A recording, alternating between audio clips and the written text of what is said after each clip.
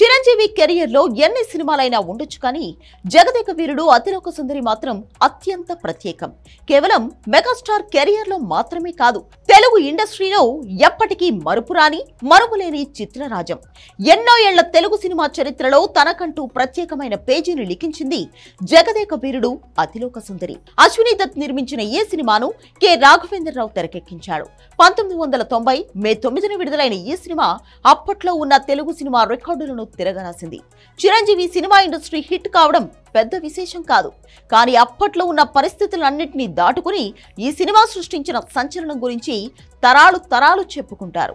2 తెలుగు రాష్ట్రాలను వరదలు ముంచెత్తుతున్న సమయంలో కనీసం జనం అడుగు కూడా బయటకు పెట్టలేని దారుణమైన పరిస్థితుల్లో విడుదలైంది జగదేక వీరుడు అతిలోక సుందరి.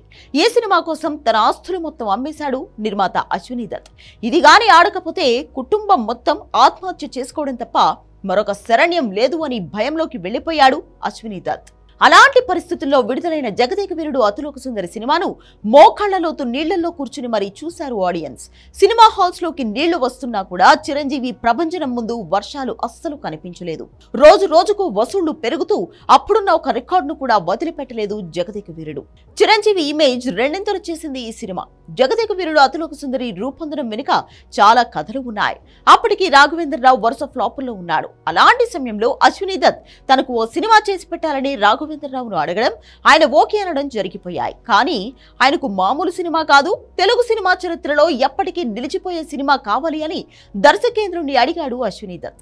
దానికోసం 3 రచయితలు పోటీపడి ఒక అద్భుతమైన కథను సిద్ధం చేశారు.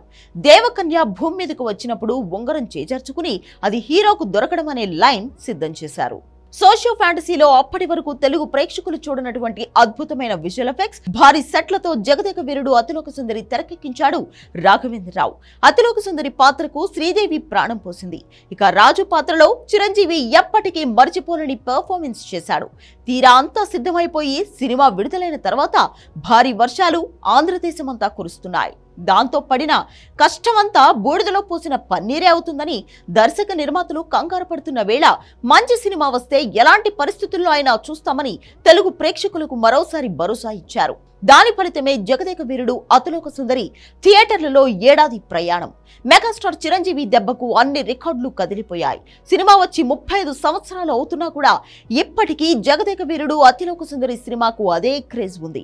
ఈ సినిమాను మే 9న మరోసారి ప్రేక్షకుల ముందుకు తీసుకొస్తున్నారు. అది కూడా 3Dలో విడుదల చేయబోతున్నారు. మరి ఈ జనరేషన్ ఆడియన్స్ కూడా ఈ సినిమాకు బ్రహ్మరథం పడతారేమో చూడాలి.